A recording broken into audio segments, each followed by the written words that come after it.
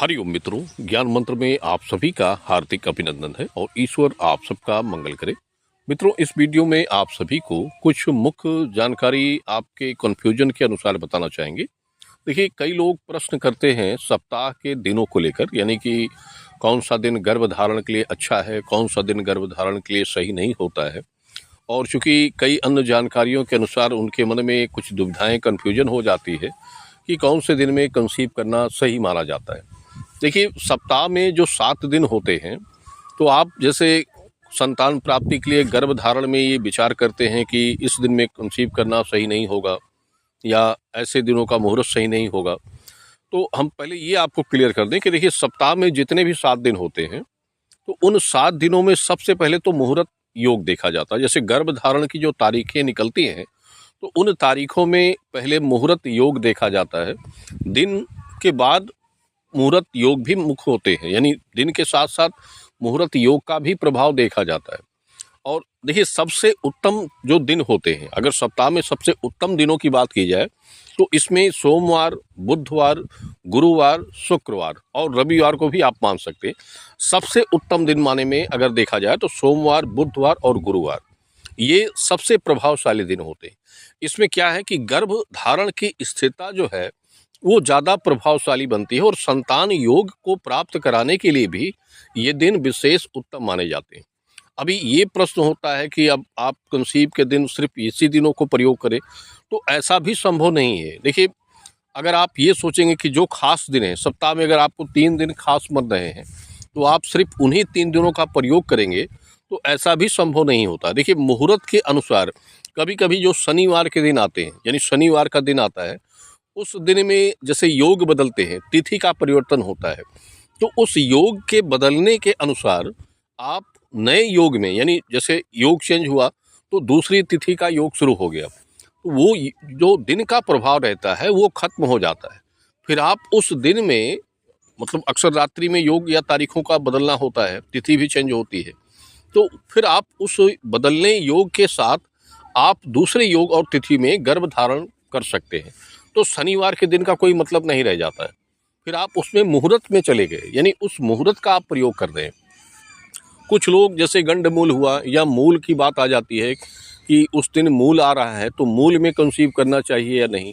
देखिए, मूल जो होता है अक्सर संतान जन्म के लिए देखा जाता है कि संतान जन्म में मूल क्या बन रहा है। जैसे लोग संतान का जन्म करवाते हैं तो अक्सर ये ध्यान देते हैं कि ज्येष्ठा का चरण, चौथा या तीसरा चरण ना हो, मूल का समय ना हो, मूल नक्षत्र ना हो, क्योंकि उस समय में अगर संतान आपकी जन्म लेती है तो उससे 27वां का योग करना पड़ता है, यानी 27वां करना पड़ता है। तो ये संतान जन्म के लिए विशेष रूप से होता है, ना कि गर्भधारण के लिए। गर्भधारण आप मूल समय में भी कर सकते हैं, मूल नक्षत्र में भी कर सकते हैं, इसके लिए कोई दोष नहीं है। और जैसे सप्ताह के दिनों की बात की हमने, कि सप्ताह में विशेष रूप से देखिए, एक जैसे मंगलवार का दिन होता है, कुछ लोग मंगलवार के दिन जैसे व्रत रखते हैं, हनुमान जी का व्रत रख रहे हैं, तो उनके लिए निषेध है। यानी आप जो मंगलवार में हनुमान जी का व्रत रख रहे हैं, तो फिर, और जैसे पहले भी हमने बताया है कि पति और पत्नी में किसी का भी किसी दिन में भी व्रत उपवास है, मान लीजिए किसी भी दिन आप व्रत उपवास कर रहे हैं, तो उसमें फिर आप कंसीव नहीं कर सकते। यानी उस दिन में आपको फिर गर्भधारण बिल्कुल नहीं करना है। गर्भधारण व्रत में या उपवास के समय में नहीं किया जाता है। और दूसरी बात ये, देखिए, जैसे अष्टमी नवमी की बात आती है, चतुर्थी की बात आती है, कुछ लोग इसमें पूछते हैं कि आज नवमी है, इसमें ट्राई करना चाहिए या नहीं। तो अष्टमी नवमी का जो प्रभाव होता है, ये नवरात्र के दिनों में विशेष रूप से देखा जाता है। और अगर आप उस दिनों में, देखिए, सबसे बड़ी बात होती है कि जो भी तिथियां होती हैं, इन तिथियों में जब आप कोई प्रयोजन कर रहे हैं, कोई उपवास कर रहे हैं या कोई प्रोग्राम आप कर रहे हैं, तो ऐसे समय पे फिर आप कंसीव नहीं कर सकते। अगर आपके लिए साधारण है, तिथियां सभी साधारण हैं, सामान्य रूप से आप जैसे हर दिनों की तरह चल रहे हैं, उस दिन भी आप उसी तरह से चल रहे हैं, तो फिर आप गर्भधारण कर सकते हैं। इसमें कोई संचय या संकोच की बिल्कुल बात नहीं होती है। और अगर लोग इस तरह से सोचें कि हम इस दिन को छोड़ दें या उस दिन को छोड़ दें, तो फिर आप ट्राई नहीं कर पाएंगे, यानी गर्भधारण फिर आप नहीं कर पाएंगे।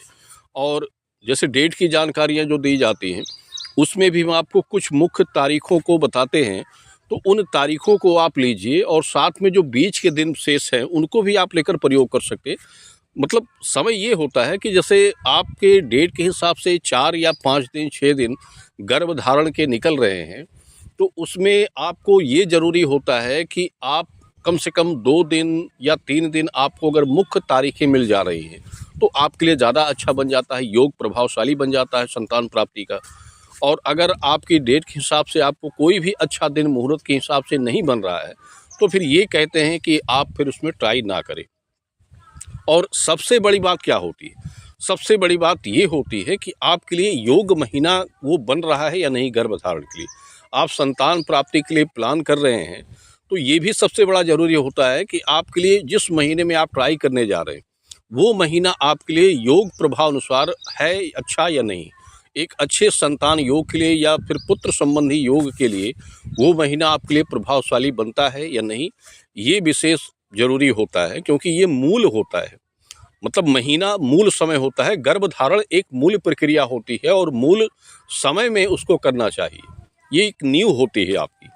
तो ये ज़रूरी तब होता है जब आप ट्राई करने के लिए सोचते हैं, और उस समय में ये जैसे पति या पत्नी की कुंडली देखी जाती है, उसमें पंचभाव का लग्न योग देखा जाता है, गुरु योग का मुहूर्त देखा जाता है, और उस योग मुहूर्त के हिसाब से एक उनके भाव दशा के महीने देखे जाते हैं कि भाव दशा योग फल क्या बन रहा है, और उन्हीं भाव दशा से महादशा भी निकाली जाती है।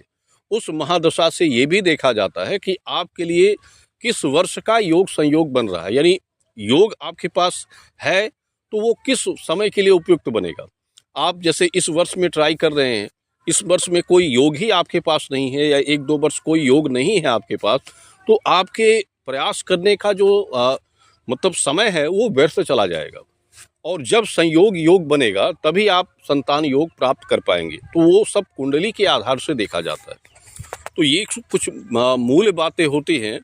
कन्फ्यूजन में हर समय अगर आप रहते हैं तो उसमें फिर दिक्कतें आती हैं, इसलिए इन बातों को विशेष रूप से ध्यान रखें। और हमने पहले भी वीडियो की जानकारियों में ये सब चीज़ें आपको बताई हैं, लोगों को बताई हैं कि आप इन सब चीज़ों पर अगर ध्यान रखते हैं तो सही निर्णय लेते हैं।